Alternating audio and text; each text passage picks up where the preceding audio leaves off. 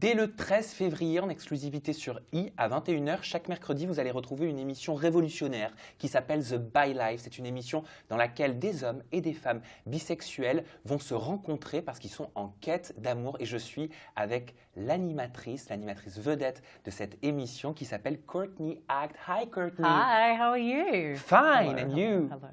Hello. Oh, you've got a lot of camera Yeah. for you today. How do you feel in Paris, Courtney? I feel good.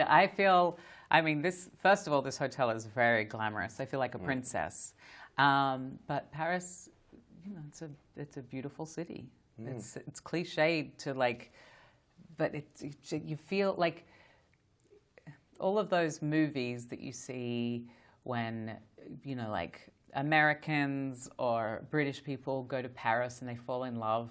I feel like all of that's true. So The Bi Life, I said, the title is very evocative, but what is the show talk about? The show is a reality dating show for bisexual people. It's sort of like a normal or regular reality dating show, apart from the fact that all the people are bisexual, but also there's no competition. So often in a dating show, someone will be competing for money or to be voted off, and that creates a very different dynamic. And on the Bi Life, there's no prize except for love. And in what way this show is a revolution, and is it for you? Yeah, I mean, I think the show is a revolution because it's showing a queer storyline in the mainstream. It's on the E! channel. It's the home of the Kardashians. Like, it's so mainstream, and so many people are going to watch the show and see either themselves reflected back or maybe, you know, understand somebody's experience that's different from their own. And I think whenever you have more understanding, it's an exciting time. And what message should we learn or remember watching this TV show? I think the message is that our similarities are greater than our differences. I think people will see a girl who's going on a date with a boy, and then they go on a date with a girl, and they'll be like, oh, that seems actually really normal. And it is normal. It is normal. And I think hopefully people will watch and they'll see that. And concretely, what is your role as a host? My role, I'm kind of like a mentor slash host slash like wing woman. I like set them up on dates and see how it's going. I check in, I throw parties. We had a masquerade party, we had a glitter party. You're going to advise them maybe? Yeah, a little bit of advice. Help them in their search? Agony aunt. I listen to them when they have problems. And yeah, I try and match them up. And there was a few good matches. Why is it important for you, Courtney, to represent the first bisexual dating TV show? It's important to me because quite often, you know, like when there's straight people on TV, if there's straight people on a reality dating show and they behave badly, no one thinks all straight people behave that way.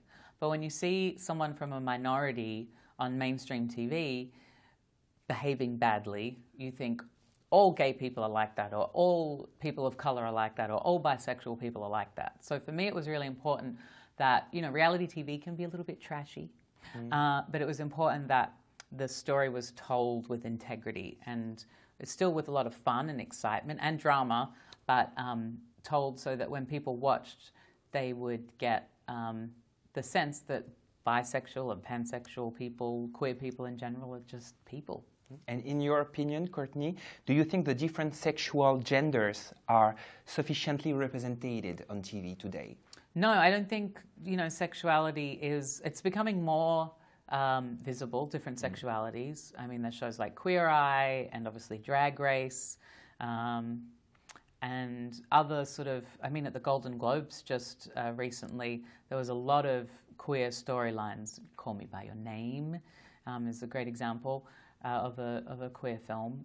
But I think we're sort of just at the beginning. There's a lot of, you know, like white gay men having their stories told. And I think that it's cool that we're getting into, you know, the B and the L and the T and the different ethnicities and races and sort of how that all intersects. I understand you, but why did we have to wait until 2019 to watch this kind of show on TV? I think because you know, it's we live in a world now where we have social media and there's like a metric. People can see, oh, this person has lots of followers. This person, people are interested in this, and it's sort of like a testing ground for you know, all of the gatekeepers who sort of have the power of deciding what goes on TV.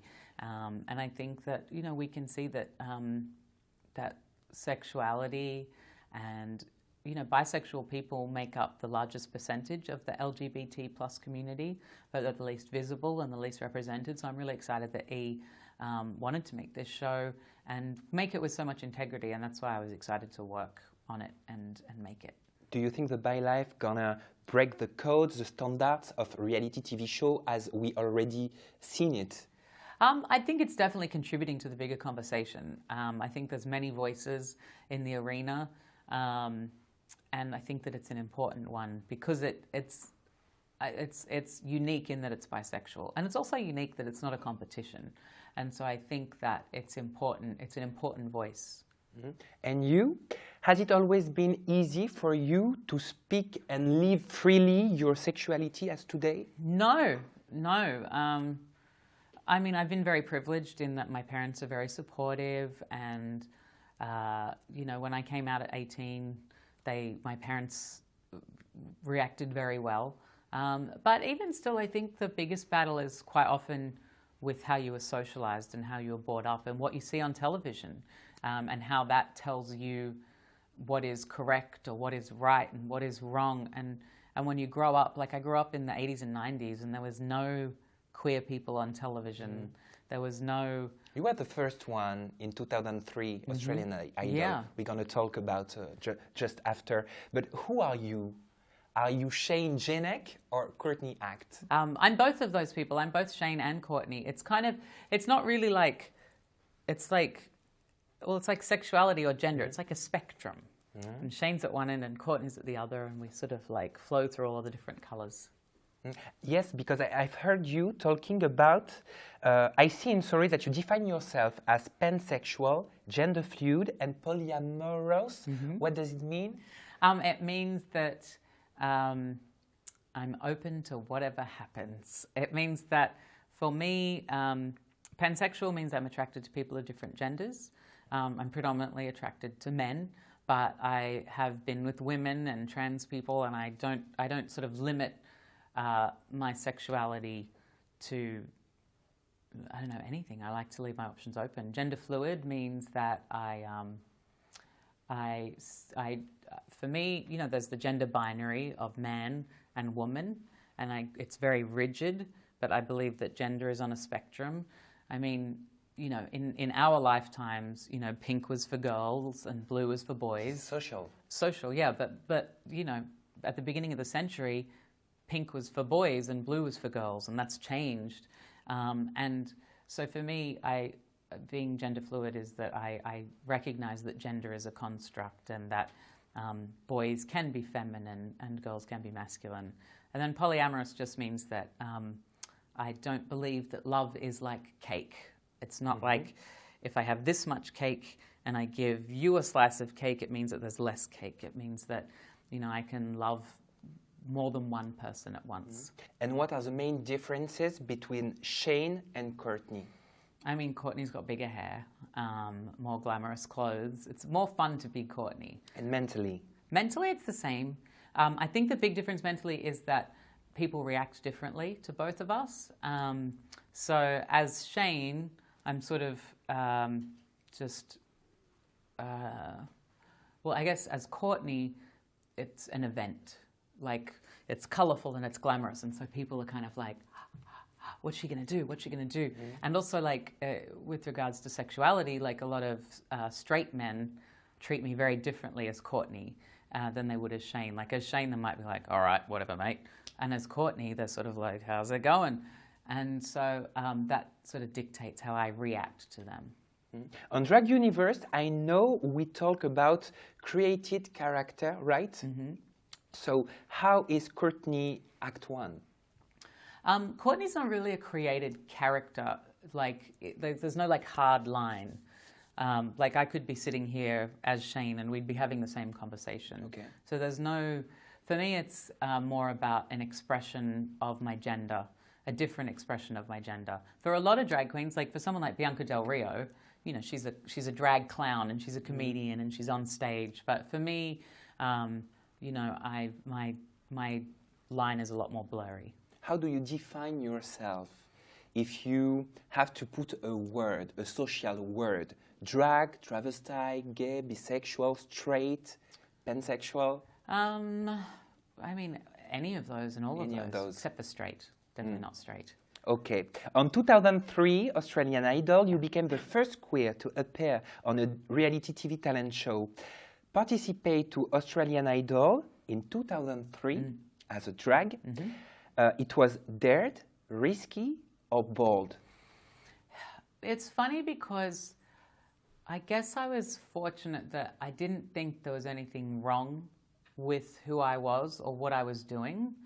So I just thought it was fun. Like I just turned up. It was probably, if anything, blissfully ignorant because it's what I did. I performed in drag and I loved doing it. And I saw that there was auditions for Australian Idol. So I along the first day as a boy and I got knocked back. So I went back the next day as Courtney. And if anything, it was just opportunistic. I was like, oh, here's another chance to audition.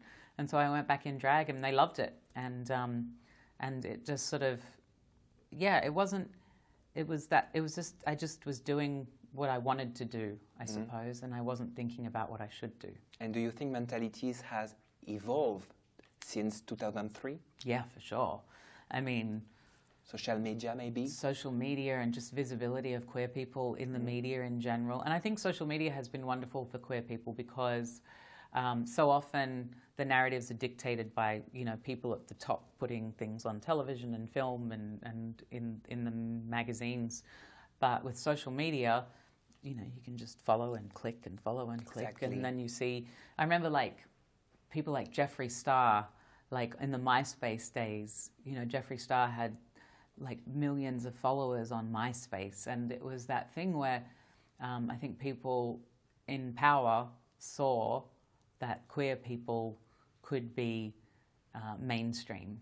And I think social media has created that world where, you know, people who have all the money see that queer people can be mainstream. And like a show like Drag Race, you know, started off as a little niche show on Logo and is now, you know, on so many networks. It's on Netflix here.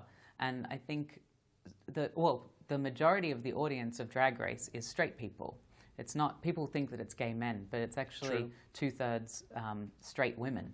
Exactly. Watching, so. 2014, you go to Drag Race. It was a season 6. Yes. Winner was Bianca Del Rio. It was. And you was finalist of the season 6. What does this drag queen competition show have brought you?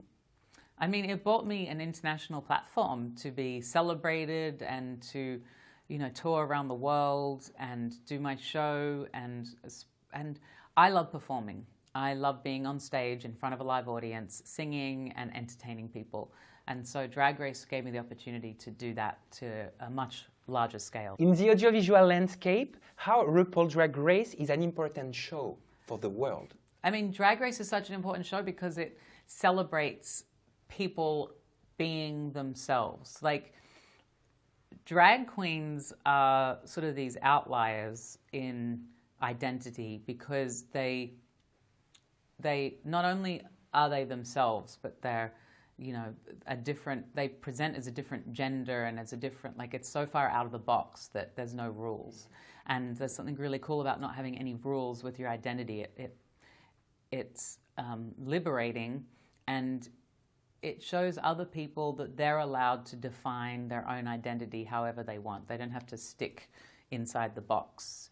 You can express yourself however you feel comfortable, and drag queens are kind of like the amplified version of that. And Drag Race is such a fun and exciting show and full of so much creativity too, and it's just entertaining to watch. This is an art. Yeah. Is it better with Gia Gunn? Because I seen on the social media you were a little bit hangry, both of you. Oh, well, I love Gia Gunn. I think she's a wonderful queen, but she made this tweet. You know, it's the funny thing as well, in this modern day, people love to like like Gia posted about Nancy Pelosi, who is the new Speaker of the House in the United States House of Representatives. She's an important woman in politics, in power.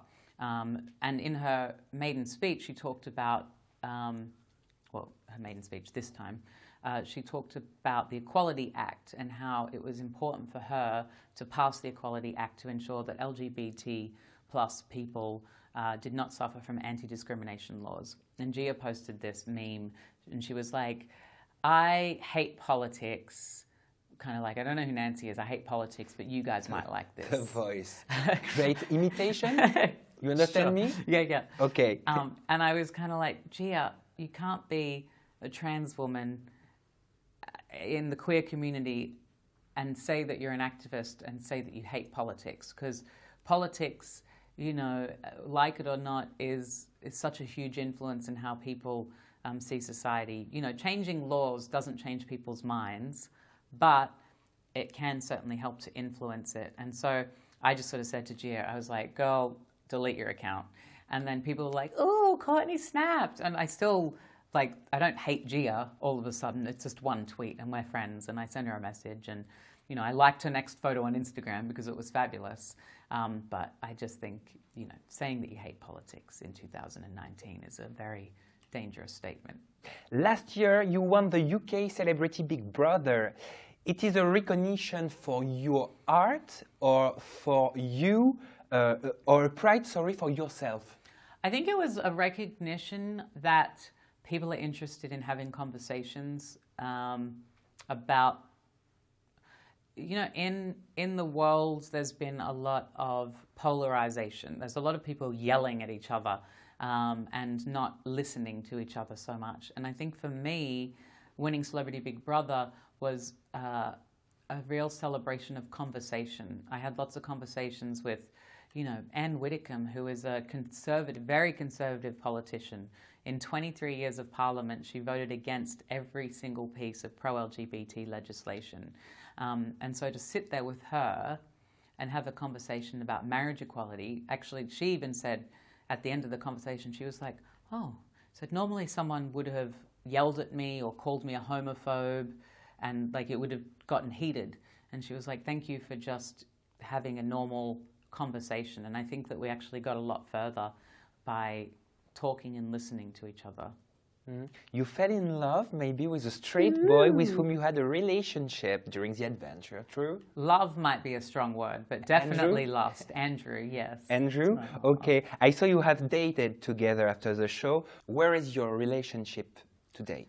Well, I mean, dated not so much, more hung out as friends. But we still talk. He's actually in Australia right now, and I'm going to Australia tomorrow, so I'm sure I'll see him when I'm in Sydney. Yeah, he is a very fun guy, and we had so much fun in the Big Brother house. And I look forward to seeing him in Sydney. And about your own love level. Yes. Where are you now? Are you happy? Well, I am happy, and I have been dating more than ever. You know, I'm hosting this dating show, and people keep asking me, you know, what are your dating horror stories or good stories? And I haven't got any answers. And that's because I realized I never used to go on dates before. But in 2018, I think I've been on more dates in 2018 than I did in my entire life. And because you open your mind? I think because I understand myself more and I feel more comfortable in myself. And when you do that, I think you don't realize sometimes when you are judgmental of yourself or insecure or unsure about parts of your identity, you think that other people don't know, but I think people sense it in many ways. And just the last few years, I've become really comfortable with my gender identity and expressing myself as a boy, but with femininity. I used to have a lot of shame thinking that boys shouldn't be feminine. Even though I dress in drag, that was like in a box. It was like Courtney, Shane. But now I'm kind of like a little bit more like this. And I think that comfort that I have in myself makes other people feel more comfortable. And so before I would think that, you know, men weren't attracted to a boy who was feminine. But I have since learned that that is not true. So. And which kind of advices could you give to a little boy or little girl who asked a lot of questions about his sexuality? I think the best advice is that whatever benefit you think you're getting from minimizing a part of yourself or closeting a part of yourself, you just have to trust that on the other side, it will be better. You probably can't understand right now how it will be better, but any time that you take a step towards the truth, life gets better. And so I think you have to shine a light on the things about yourself that scare you, and the things that shame, the feeling of shame, is actually, I think, like a flag being held up of something to look at. Quite often when someone feels shame, they just like push it down and repress it. But I think if you feel shame about something, you have to look at it and ask the question, why? And when you do, and you shine a light on that, it can become a real strength. And to conclude, Courtney, I'd like to talk about Eurovision. You are in a race to represent Australia at 2019 Eurovision with your song Fight for Love. Yes. Why is it important for you to perform? I mean, it's multifaceted. Australia has got a lifelong love affair with Eurovision. It's been on television there for about 30 years. And so I grew up, you know, loving Eurovision. And it's camp and it's fun. But it's also, it's really cool because you get so much diversity at Eurovision. I mean, like Dana International back in the 90s winning Eurovision as a trans woman, I remember was such a monumental moment. And Eurovision seems to be this amazing place where, although it's very serious, there's also something really lighthearted and fun about Eurovision. And I don't know, for me to represent Australia in Eurovision would be so cool. Obviously, I am Australian and I kind of represent Australia wherever I go, but to like officially represent Australia, it just would be wonderful. And to think, you know, growing up as a young queer person, the idea that one day I'd get to like represent my country. It's kind of like the Olympics of pop music, really, isn't it? Of course. It'd be like I was at the Olympics, and hopefully I can win gold for Australia. So I hope for you. Good luck for Eurovision. And I hear in France there is a young queer person. Are they representing? Bilal Hassani, maybe. I made an interview a few times ago with him, which was very interested. Is he young and he wears wigs and stuff? Yes, he's in race as you. Oh, right. Well, hopefully I'll see them there. Maybe, maybe. So to conclude, Courtney, if you want to say to the camera in French. Okay. Okay? In French, alors, je vais te montrer. The by life, donc it's the same in French, the by life. Yeah. Dès le 13 février. Dès le 13 février. 13 février. Très bien. Chaque mercredi. The by life. 13 février. 13 février. Chaque mercredi. Chaque mercredi. À 21h. À 21h. Sur I. Sur I. Merci Courtney, merci beaucoup. Et merci à vous. Vous n'oubliez pas, donc tous les mercredis à partir du 13 février à 21h en exclusivité sur I, The By Life. Merci de votre fidélité. And thank you so much, Courtney, for this moment. Lovely to meet you.